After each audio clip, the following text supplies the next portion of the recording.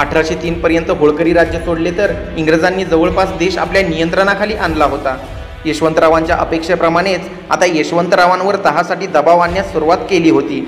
यशवंतरावांशी युद्ध करण्याची अजून तरी त्यांची मानसिकता बनलेली नव्हती. होळकरांचे लष्करी सामर्थ्य पूर्वीपेक्षा वाढलेले आहे याची इंग्रजांनाही चांगलीच माहिती होती. होळकर बदत नाहीत हे पाहिल्यावर इंग्रजांनी मग यशवंतरावांना मैत्रीचा तह करण्याचे सुचवून बघितले. या तहानुसार इंग्रज होळकरांचे सार्वभौमत्व मान्य करत त्यांच्या प्रांतात हस्तक्षेप करणार नव्हते, आक्रमण करणार नव्हते व त्या बदल्यात यशवंतरावांनी इंग्रजांशी व त्यांच्या मंडलिकांशी युद्ध करायचे नव्हते. पण हा सर्व देखावा आहे. हे कधीतरी संधी मिळताच हे इंग्रज उलटणार याची जाणीव असल्याने यशवंतरावांनी इंग्रजांना तहासाठी उलट्या मागण्या पाठवल्या आणि त्या मागण्या अशा होत्या. नंबर 1, इंग्रजांनी बुंदेलखंड व दोआबातील होळकरांच्या सर्व महालांचा ताबा यशवंतरावांना द्यायचा. नंबर 2, राजपूत व अन्य सर्व राजवाड्यांकडून चौथाई वसूल करण्याचा अधिकार यशवंतरावांना द्यायचा. मैत्रीच्या तहासाठी या मागण्या पाहून इंग्रज चक्क हबकलेच. या मागण्या मान्य केल्या तर इंग्रजांचे वर्चस्व आपसूक घटत होते. इंग्रज अधिकारी जनरल लेकने या मागण्या धुडकावून लावल्या. यशवंतरावांनाही तेच अपेक्षित होते. पुढे 4 मार्च 1804 रोजी यशवंतरावांनी जनरल लेकला लिहिलेल्या पत्रात म्हटले, माझा देश आणि माझी संपत्ती माझ्या घोड्याच्या खोगीरावर आहे. ज्याही दिशेला माझ्या पराक्रमी सैनिकांचे घोडे वळतील त्या दिशेचा सर्व देश आम्ही जिंकून घेऊ. जर तुम्ही शहाणे आणि विचारी असाल तर माझे प्रतिनिधी सांगतील त्या विषयांचा आधी फडशा पाडाल. जनरल लेकला असे सुनावणारा भारतात अजून तरी कोणी भेटलेला नव्हता. जनरल लेकने 22 मार्च 1804 रोजी वेलस्लीला पत्र लिहून यशवंतरावांविरुद्ध युद्ध करण्याची काकुळतीने परवानगी मागितली.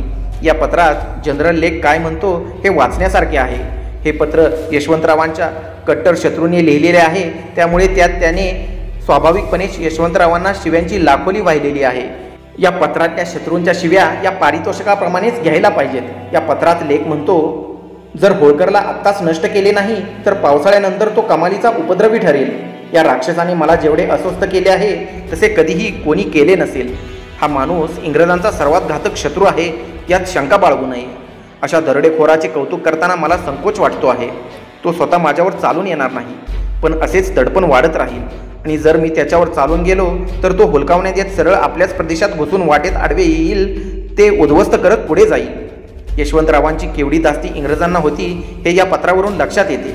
वेलस्ली स्वतः पराक्रमी सेनानी खरा, त्यानेच शिंदे भोसलेंना असंही आडगावच्या युद्धात धूळ चारली होती, पण त्याने तरीही जनरल लेकला यशवंतरावांवर हल्ला करण्याची परवानगी दिली नाही. जनरल लेक त्यामुळे हात चोळत बसण्यापलीकडे काय करू शकत होता? अर्थात तो अगदीच स्वस्त बसला होता असेही नाही. त्याचे हेरखाते कार्यक्षम होतेच. त्याने यशवंतरावांच्या सैन्यातील कवायती कंपूंचे जेही इंग्रजी प्रमुख होते त्यांच्याशी संधान बांधायला सुरुवात केली होतीच. त्यांना फोडण्यासाठीही तो वाटेल तेवढे पैसे ओतायला तयार होता. यशवंतरावांची शक्ती कमी करणे हाच त्याचा हेतू होता. त्यात जनरल लेकच्या हाती यशवंतरावांची बाकी राजे राजवाड्यांना इंग्रजांविरुद्ध स्वतःसोबत एकत्र येण्यासाठीची आव्हाने करणारी पत्रे हाती लागली. 4 एप्रिल 1804ला जनरल लेकने ही पत्रे ताबडतोब वेलस्लीला पाठवली. यशवंतरावांनी बाकी राजे राजवाड्यांना निर्वाणीचा इशारा दिला की जर सारे राजवाडे यशवंतरावांना सामील झालात तर इंग्रजांचे भारतातील बस्तान उकडून फेकले जाईल. पत्रातील मजकूर ही खरेच खूप दाहक होता. त्यात इंग्रजांमुळे सारी संस्थाने कशी खालसा होत आहेत आणि आता त्याला उखडले नाही तर हिंदुस्थानातील हिंदू धर्मच काय तर इस्लाम ही उरणार नाही. तेव्हा सारे एकत्र या. माझा घोडा आघाडीला आहे आणि आपण सारे या शत्रूला समुद्रापार हाकलण्यास सक्षम आहोत, असा मजकूर असे.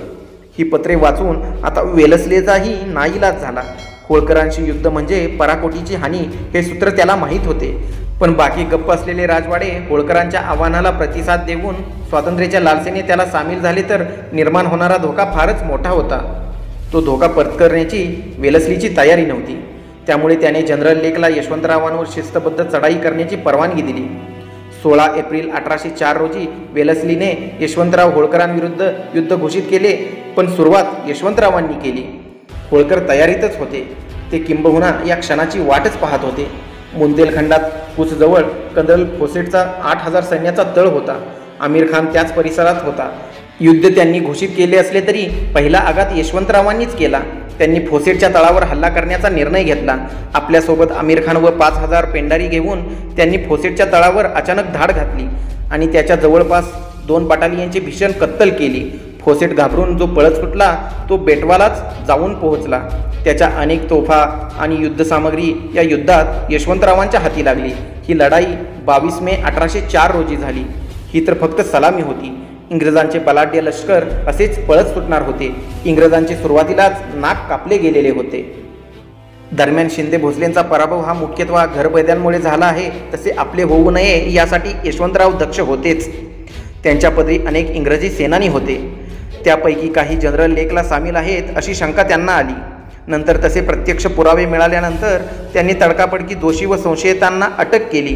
दोषींना त्यांनी तात्काळ देहांत शासन केले. त्यात कॅप्टन विकार, टोड आणि रायनसारखे मातब्बर अधिकारीही होते. पुढे जवळपास 200 घरभेदांना फटके देऊन त्यांना हकलून दिले.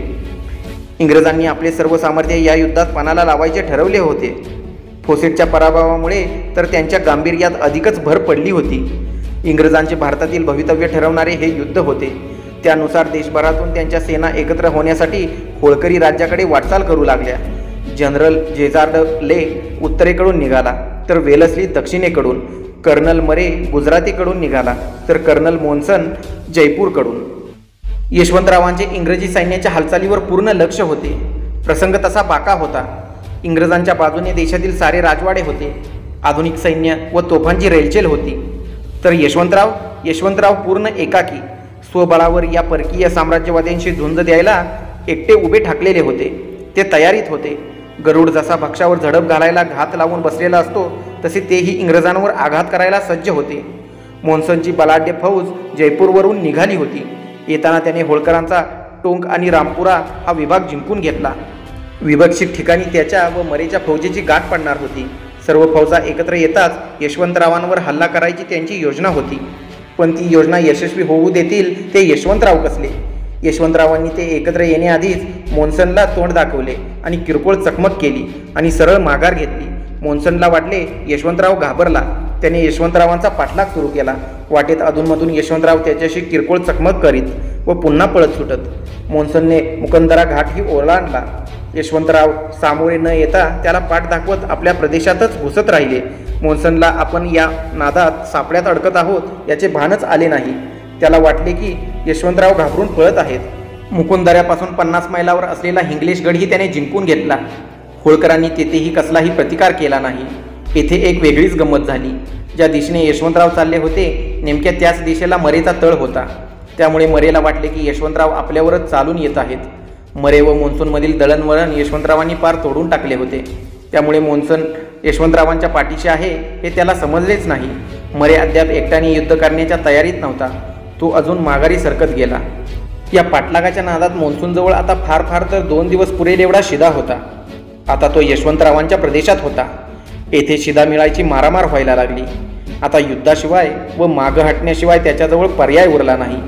चंबल नदी ओलांडता येणे त्याला अशक्यप्राय होते. यशवंतरावही एव्हाना चंबल नदीजवळ येऊन पोहोचले. शेवटी नाईलाजाने न लढताच कॅप्टन लुकान या अधिकाऱ्याजवळ जड सामान देऊन परत वेगाने मुकंदरा खिंडीकडे माघारी वळायचे मोन्सनने ठरवले. खरे तर त्याला दुसरी दिशाही उरलेली नव्हती. बहरी ससाण्याने संधी मिळताच भक्ष्यावर धाड घालावी तसे मोन्सन चंबलकाठावरून हलताच यशवंतरावांनी पूर्ण शक्तीनिशी ल्युकानच्या सैन्यावर हल्ला चढवला. हा हल्ला एवढा भीषण होता की ल्युकानचा एकही सैनिक वा बुनगा वाचला नाही. त्यात सर्वांना कापून काढले गेले. ल्युकानचे काय झाले हे समजले नाही, पण त्याचा मृत्यू बहुधा होळकरांच्या कैदेत झाला असावा असा अंदाज टोम हंबर्गसारखे पश्चात इतिहासकार व्यक्त करतात. ल्युकानजवळील जड तोफा व अन्य सामग्री यशवंतरावांच्या हाती लागली. आता स्थिती बदलली होती. आताच मोन्सन पळत सुटला तर शिकाऱ्यासारखे त्याच्या घोडदळासह यशवंतराव त्याच्या मागे लागले. यशवंतरावांचे पायदळ व तोफा मागून येत राहिल्या. 11 जुलै 1804ला यशवंतरावांनी मुकुंदरा खिंडीजवळ मोन्सनला गाठले. त्यांनी मोन्सन व सर्व सैन्याला हत्यारे येथेच ठेवून आग्र्याला निघून जा असा आदेशच बजावला. मोन्सन तो आदेश पाळणे शक्य नव्हते. तो पळतच राहिला. त्यात यशवंतरावांचा तोफखाना व पायदळ जवळ येत आहे या वार्तेने त्याची हडेलहंबी उडाली होती. त्यात त्याच्याकडील शिदा संपला होता. उपासमार चालू होती. यशवंतरावांचे हल्ले परतवण्याचा प्रयत्न करत त्याचे पलायन सुरूच होते. त्यात कर्दनकाळासारखा पावसाळा सुरू झाला. मोन्सनचे पलायन अजून कठीण झाले. गाळाच्या मातीच्या त्या मैदानी प्रदेशात चिखल एवढा झाला की रुतत पुढे सरकणे नशिबी आले. पण तरीही यशवंतरावांनी अजून निर्णायक हल्ला केला नाही. मोन्सनने कोट्याच्या राजाकडे जालिम सिंगकडे एक रात्र मुक्काम केला. अनेक दिवसांनी त्याला व त्यांच्या सैन्याला पोटाला मिळाले. जालिम सिंगने दिलेल्या नावाच्या मदतीने त्याने दुधडी भरून वाहणारी चंबल नदी ओलांडली. आता तरी यशवंतराव पाठलाग थांबवतील अशी आशा त्याला होती. पण येथे गाठ जिद्दी यशवंतरावांची होती. त्यांनी ही चंबल नदी ओलांडली. धीम्या गतीने पाठलाग सुरूच राहिला. मोन्सनला जमेल तेवढ्या वेगाने पुढे पळणे आले. चंबल नदीच्या परिसरातील रोंरावत वाहणाऱ्या नाल्यांमुळे त्याची अजूनच फजिती झाली. त्या काळ्या मातीच्या चिखलात त्यांना आपल्या तोफा ओढता येईना झाल्यावर त्याला तेथेच सोडाव्या लागल्या. अनेक हत्ती व उंटही चिखलात रुतून बसू लागल्याने अनेकांना मागे सोडावे लागले. मागून येणारे यशवंतराव त्या तोफा आपल्या ताब्यात घेत पुढे सरकत राहिले. अशा प्रकोपी नैसर्गिक परिस्थितीत कसे लढावे हे त्यांना चांगलेच ठाऊक होते. मोन्सनच्या मदतीला आता मरे काय वा वेलस्ली काय येणे शक्यच नव्हते. सर्वांमधील दळणवळण आता पार तुटले होते. सर्व इंग्रजी सैन्यांची पराकोटीची कोंडी करून टाकली गेली होती. 23 जुलैला मोन्सनने एक दुधडी भरून वाहणारा चंबळी ओढा हत्तीच्या साह्याने ओलांडायला सुरुवात केली. तो पहिल्या दिवशी फक्त एकच गनर्सची बटालियन पार करू शकला. दुसऱ्या दिवशी होळकरांच्या घोडदळाच्या तुकडीने अचानक हल्ला केला. मोन्सनच्या सैन्यात एकच गोंधळ उडाला. चकमक दिवसभर टिकली. होळकरांची सर्व सेना तोवर आली तर आपल्याला याच ओढ्यात जलसमाधी घ्यावी लागेल हे लक्षात येताच मोन्सनने तिसऱ्या दिवशी कर्नल डोनला 2 बटालियनसह पुढे पाठवले व रामपुरा गाठायला सांगितले. स्वतः त्यांनी त्या दिवशी ओढा ओलांडला व वेगळ्या मार्गाने रामपुऱ्याकडे निघाला. रामपुरा किल्ल्यात आल्यावर त्याला वाटले आता आपल्याला उसंत मिळाली. तेथे त्याला रसद व अधिकच्या बटालियन्स व खजिनाही मदतीला मिळाला. पण होळकर शिकाऱ्यासारखे त्याच्या पाठीवरच होते. शत्रूला उसंत घेऊ द्यायचीच नाही असा जणू काही त्यांचा निर्धार होता. शत्रूचे मनोबल खच्ची करत नेत बाकी अन्यत्र असलेल्या इंग्रजी फौजातही अनिश्चिततेचे सावट निर्माण करण्यात ते पूर्ण यशस्वी झाले होते. मोन्सनला त्यांनी अक्षरशः खेळवले होते. यशवंतराव अजूनही पाठलागावर आहेत हे लक्षात येताच 20 ऑगस्ट 1804ला मोन्सन पुन्हा पळत सुटला. टेचून यशवंतरावांचा प्रतिकार करण्याची त्याची इच्छाशक्ती पार मावळली होती. 22 तारखेला तो बनास नदीजवळ आला. या नदीलाही पूर आलेला होता. ती ओलांडता येणे शक्य नाही असे दिसत होते.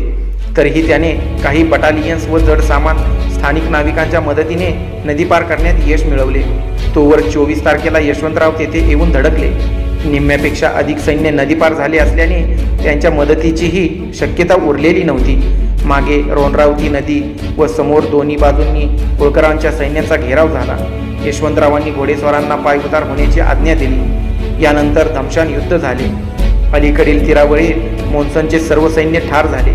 त्यात त्याचे महत्त्वाचे 13 सेनानीही ठार झाले होते. होळकरी सैन्याचा भीषण आघात पाहून स्वतः मोन्सन युद्ध ऐन भरात असतानाच नदी पार करून पळून गेला आणि कसाबसा उरलेल्या सैन्यांसह कुशलगडला जाऊन पोहोचला. तिथे थकलेल्या सैन्याला आराम आणि पोटाला रोटी मिळते न मिळते तोच यशवंतराव पुन्हा नजीक आल्याची खबर आली. उलटून लढाई करण्याच्या स्थितीत मोन्सन नव्हताच. त्याने धोधो पावसात पुन्हा पळायला सुरुवात केली. आता आग्रा गाठण्याचा त्याचा इरादा होता. तेथवर यशवंतराव येणार नाहीत असा अजून त्याचा कयास होता. पण आताचे पलायन सोपे नव्हते. मोन्सनचे सैन्य घाबरले होते. एरवी इंग्रजी कंपू सैन्यात असलेली शिस्त प्रथमच मोडली होती. होळकरांची फौज पाठलाग करता करता गोळीबाराचा भडीमार करत होती. कोठे थांबले की तोफांचा भडीमार होत होता. त्यात विनाश पाहून अनेक अधिकारी मोन्सनलाही सोडून पळून जायला लागले. बुनगी आणि सैन्यात रसमिसळ होऊ लागली. गावाखेड्यातील नागरिकही मोन्सनच्या पळत्या सैन्यावर हल्ले करू लागले, दगडफेक करू लागले. फतेपूरला मात्र यशवंतराव होळकरांनी मोन्सनवर भीषण आणि अंतिम हल्ला चढवला. मोन्सनला शरणागती पत्करण्याखेरीज गत्यंतर उरले नाही. येथवर या 2.5 महिन्यात त्याचे जवळपास 10,000 सैनिक आणि 2 ते 3,000 बुनगे होळकरांनी ठार केले होते. एवढा अपमानास्पद पराभव इंग्रजांचा कधीच झाला नव्हता. पावसाळ्यात मराठी सैन्य सुस्त असते, लष्करी हालचाली करत नाहीत याच्या काही फाजील आत्मविश्वासात व गैरसमजात जनरल जेरार्ड लेक होता तो धुळीला मिळाला होता. एखाद्या सावजाला दमादमाने दमवून मारावे तसे मोन्सनच्या बलशाली सैन्याचे झाले होते. 28 ऑगस्ट 1804 रोजी हा महाविजय तोही इंग्रजांविरुद्ध यशवंतरावांनी मिळवला. मोन्सन 30 ऑगस्टला जगल्या वाचल्या 200-300 सैनिकांसह आग्र्याला पोहोचला. पराभूताच्या स्वागताला कोण येणार? जनरल वेलस्ली या भीषण पराभवाची वार्ता ऐकून हतबद्ध झाला होता. यशवंतरावांविरुद्ध केलेली सर्व व्यूहरचना अंगलट आली होती. लेक आणि मरे मॉन्सनला कसलीही मदत पोहोचवू शकले नव्हते. जी हानी व्हायची ती झालीच होती, पण संभाव्य हानी आता कशी टाळायची याचीच विवंचना त्याला जास्त लागून राहिली होती. त्याने अक्षरशः हादरून एका पत्रात लिहिले, "you will have heard of monsoons रिव्हर्सेस.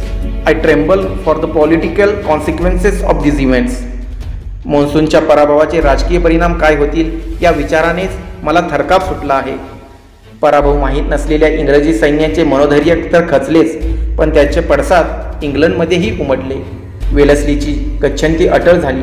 या पराभवाने इंग्रजांनी माती खाल्ली. त्यांचा लष्करी माज पुरेपूर उतरला. इंग्रजांची लष्कराची प्रतिष्ठा धुळीला मिळाली. त्यांचे सारे बेत उधळले गेले. या पराभवामुळे आता भारतीय राजवाडे यशवंतरावांच्या बरोबर जाणार अशी शंका त्यांना छळू लागली. यशवंतराव हे खरेच एक विलक्षण व्यक्तिमत्व होते. त्यांचे अपार धाडस, निर्णय क्षमता, हालचालीतील वेग, प्रचंड पराक्रमी वृत्ती, मुत्सद्दीपणा, 250 मैल सतत उसंत न घेता, शत्रूलाही उसंत न घेऊ देता या प्रलयकाली पावसाळ्यात 2 पुराने ओथंबून वाहणाऱ्या नद्या ओलांडत पाठलाग करत खेचलेला हा विजय अन्य कोणाही योद्ध्याने असले अचाट साहस केले नव्हते. दुसरे स्वराज्य त्यांनी निर्माण केलेच होते. आता ते राष्ट्र स्वतंत्र करणार होते. तेवढी क्षमता त्यांच्यात होती.